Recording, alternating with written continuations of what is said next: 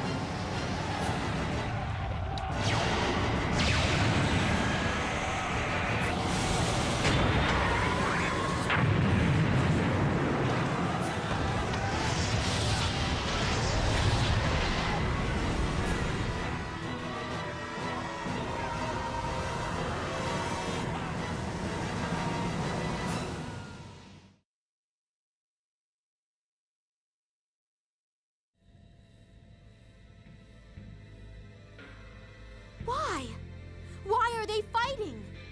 This isn't good. Both armies could be completely wiped out. Yeah, we're above the Rugnica Plains. The Sephiroth tree below is already gone. This must be what my brother was trying to accomplish. What do you mean? He wanted to eradicate the people of the Outer Lands. He knew from the score about the war in the Rugnica Plains. He eliminates the Shuri Hill tree, causing both armies to fall. It's quite efficient. You've got to be kidding me. I don't know what his reasons are, but what he's doing is insane. If they're fighting here, then Kimloska's main force must be at Kaitsuur. I'll make them cease hostilities.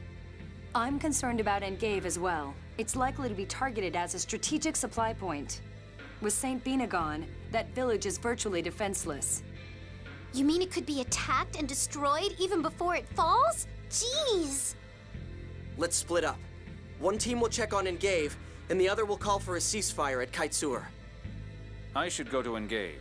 Discussions won't even start without someone from the Malkuth military. And I'll go to Kaitsuur. Either one is fine with me. I have an idea. What about you, Luke? Now, it really doesn't matter which one you choose because the scenes will pretty much play out the same way either way, but I like to go to Engeve, so I'm going to do that. I'll go to Engeve.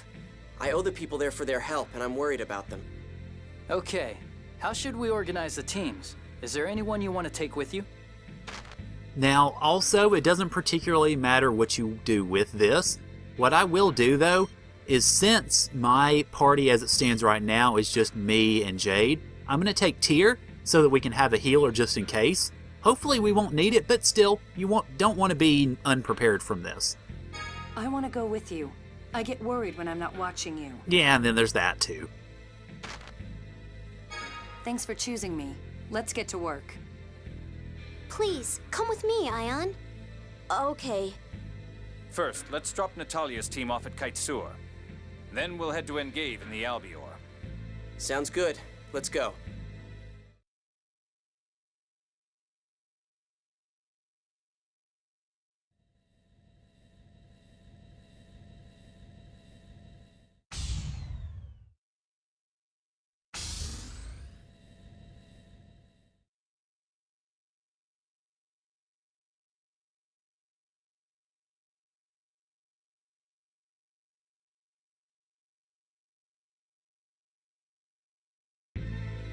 So here we are in Engeve, and one thing I will point out here, actually if you talk to any of the merchants, you will, well, get the clue that inventory is low and prices are pretty high. Now, you might be thinking, hey, this is a really good time to sell your stuff. As it turns out, actually not quite yet. You'll want to hold off a little bit until you go ahead and start selling things. But what we really need to do right now is go over here and talk to Rose because, well, she is the one in charge. Colonel, is it true that the front line is moving north? I think the defenses will hold a bit longer, but this village is in extreme danger. What should we do? We can't evacuate to Grand Kokma. They've already activated the capital's defenses. Yes, Grand Kokma becomes a fortress during wartime. Regardless, this continent is in danger. Think they could run all the way to Macedonia? Yes, the Order holds a strong influence there. It should be safe despite the fighting nearby. But it would be impossible to take the entire population aboard the Albior. Though having them cross the battlefield on foot is no safer. Could you take just the children and the elderly on that what's it called? The rest of us will stay here and surrender to the Kimloskan army. You'll still be in danger of the land falling. Falling? Wait, you mean like St. Bina and Xeriuth? Unfortunately, yes. Then we'll run to Macedonia on foot. At least the bridge has been repaired. Let's leave the Albior to Noel, so we can escort those who are walking. Luke.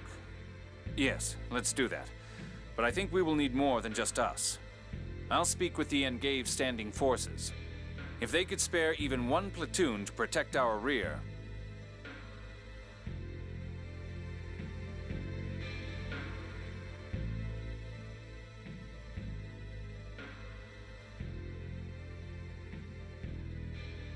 If she finishes transporting them earlier than expected, she'll return here.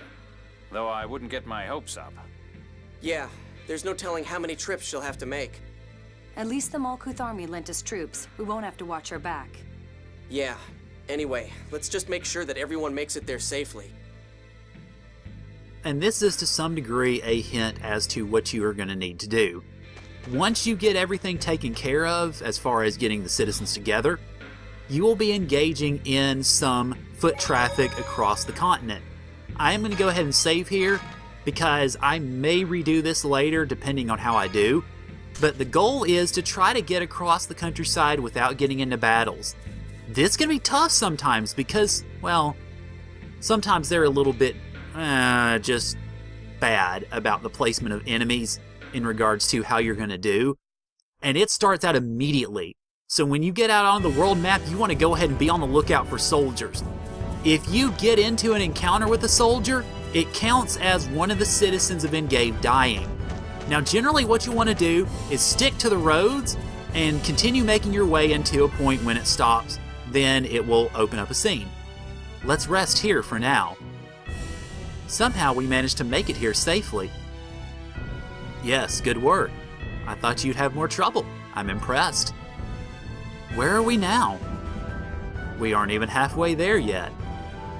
Oh, still a ways to go, huh?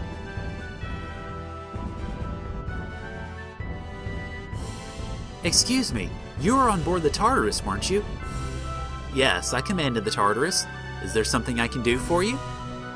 Was there a soldier by the name of Marco amongst the crew? Marco? He was your aide, right, Jade? The commander's aide? I had no idea he'd advanced that far. He's our son.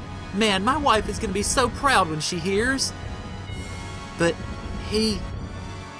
So, what's he doing now? With the way things are now, do you think he could be sent out to the front line? Actually, your son is... I'm sorry to have to tell you this, but your son was killed in battle during an enemy attack. When? When did that happen? He was doing just fine when the Tartars came to Engeve. It was after that. We were attacked by forces seeking to capture the Phone Master. Your son died an honorable death in combat. I see. So Marco died protecting Phone Master Ion. When Marco was born, a scorer from the Order of Lorelei said to us, "This child will one day aid a great and noble man." They told us he needed to become a soldier. That stupid boy. No matter how admirable it may have been, how could he die before me? That means Marco died because of the score. Scorers will never read a score of death. They mustn't. Even if they know the score leads to death. That's just wrong. That's the same as what happened in Engeve.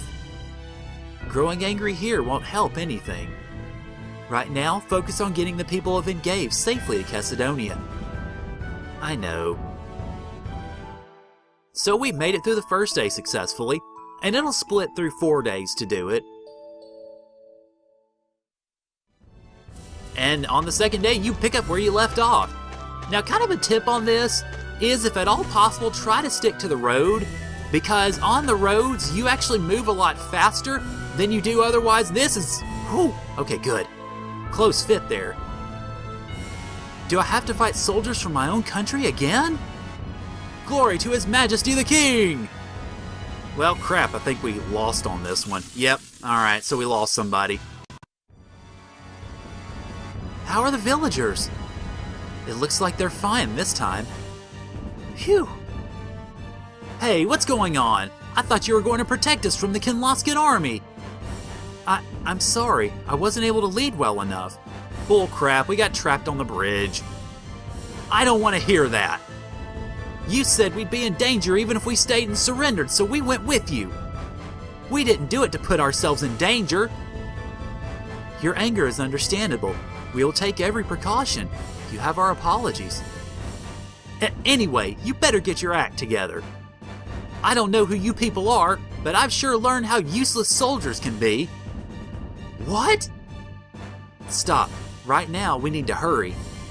But... do as I say.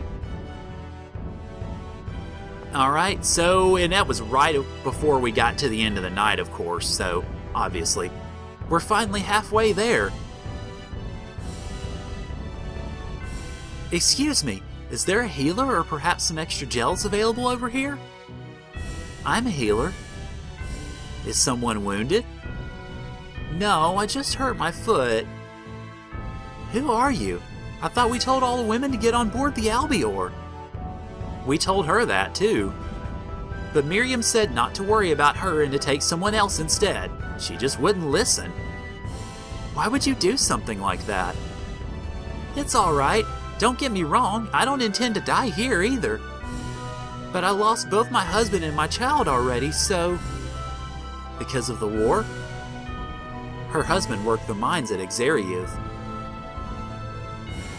My son wanted to go visit him, and the city was destroyed right during the time my son was there.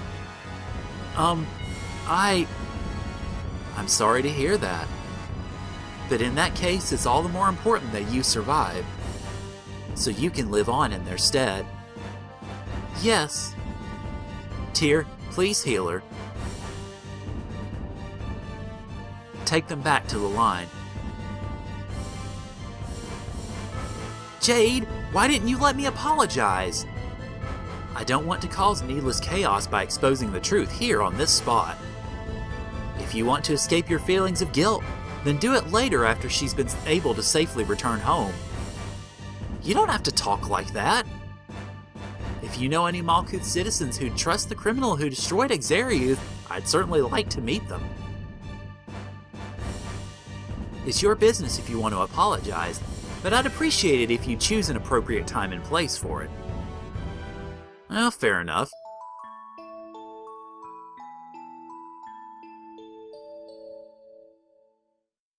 So we get to day 3 of 4, and oh boy.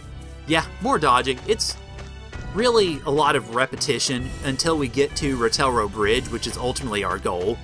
And once we get to Rotelro, then we can actually do a little bit more. We're finally at a campsite. Chesidonia is just ahead. There were a lot of people we couldn't save. Damn it. Yes, but regret won't bring them back. Right now, we have to see through helping those who are alive. Thank you for yesterday. It's you. Thanks to you, Tyr, my foot is feeling better and I was able to walk today with no problem. You don't need to thank me. It's my duty as a healer. You're a member of the Oracle Knights, aren't you? Yes, I am. Aren't your parents worried about you? They're both dead. Oh, I'm sorry. I see. You must be lonely. No, I'm fine. Come on now. I lost my husband and son, and it felt like a hole opened up in my heart. I wonder when the score will finally tell us this war will end. The score is, regardless of the score, we must put an end to this fighting. But if the score says that it will continue for another 10 years, then that's what will happen. Even if the score says that it will continue for 10 years, I believe we have to put a stop to it. Tyr. I never thought I'd hear someone from Doth say something so frightening. But I do agree with you. I hope the war ends soon. Anyway, thank you, Tyr. Tyr, you've changed. Are you sure about what you said? To be honest, I'm scared of leaving the score. But now that I know the truth, I'm more scared to depend on it. I can imagine. I understand how you must be feeling. But ordinary people really are dependent on the score. Because I was trapped in my manor, I didn't have much to do with the score, so I don't really understand it myself. Yes, the score is part of their lives.